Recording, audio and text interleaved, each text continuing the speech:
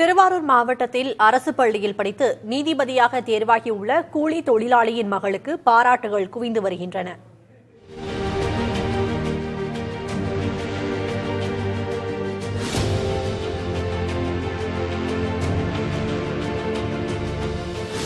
அதாவது ஒரு அகாடமிலாம் போய் பல லேக்ஸ் பணம்லாம் கட்டி தான் படிக்க முடியும், அப்படி படிக்கிறவங்க மட்டும் தான் ஜட்ஜ் ஆக முடியும் அப்படின்ற எண்ணத்தை வந்துட்டு நான் அப்படி ஒரு விஷயமே கிடையாது, அப்படிலாம் கிடையாது அப்படின்ற ஒரு எண்ணத்தை வந்துட்டு என்னுடைய வெற்றி மூலமாக நான் உடச்சிருக்கேன் அப்படின்னு நினைக்கும் போது ரொம்ப சந்தோஷமா இருக்குது.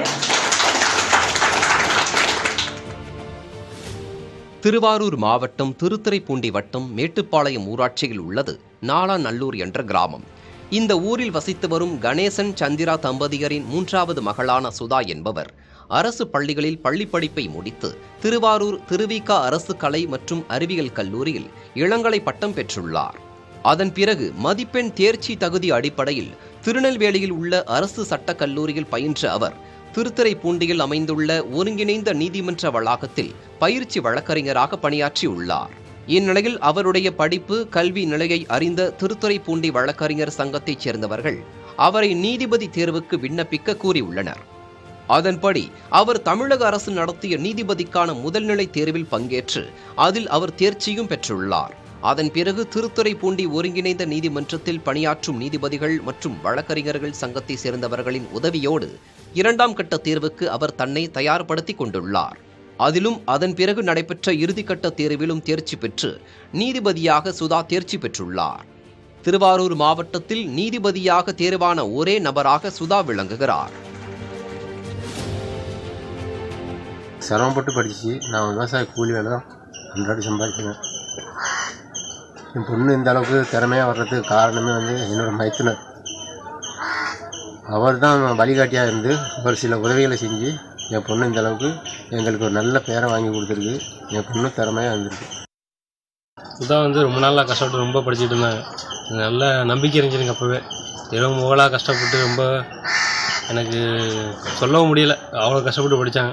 அதுக்கான வெற்றி தான் இது. ரொம்ப பெருமைப்படுறதுக்காக. நீதிபதியாக சுதா தேர்வானது தங்களுக்கு மிகுந்த மகிழ்ச்சியை தருவதோடு பெருமையாக உள்ளதாகவும் வழக்கறிஞர் சங்கத்தினர் தெரிவித்துள்ளனர். வழக்கறிஞர் சுதா அவர்கள் நீதிபதியாக தேர்வு செய்யப்பட்டிருக்கிறார். கடைகோடி குடும்பத்திலிருந்து வந்து நல்ல படித்து நீதிபதியாக ஆகியிருப்பது என்பது எங்களுடைய சங்கத்திற்கும் எங்களுக்கும் பெருமையாகும். தனக்கு கிடைத்த இந்த வெற்றிக்கு நீதித்துறை நடுவர் அளித்த வழிகாட்டுதல்களே காரணம் என சுதா மகிழ்ச்சியுடன் தெரிவித்துள்ளார்.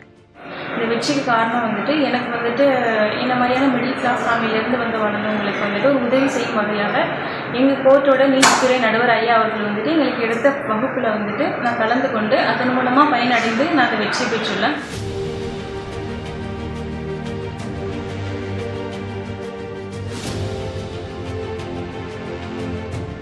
இதேபோல் மயிலாடுதுறை மாவட்டம் தரங்கம்பாடி அருகே முனிவளங்குடியில் கூலி வேலை செய்து வரும் சுப்பிரமணியன் அஞ்சம்மாள் தம்பதியின் 36 வயதான மகன் பாலதண்டாயுதம் கடின உழைப்பால் நீதிபதியாக தேர்ச்சி பெற்றுள்ளார்.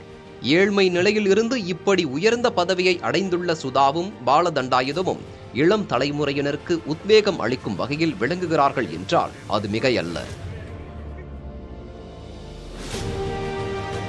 புதிய தலைமுறைக்காக மாதவன் குருநாதன்.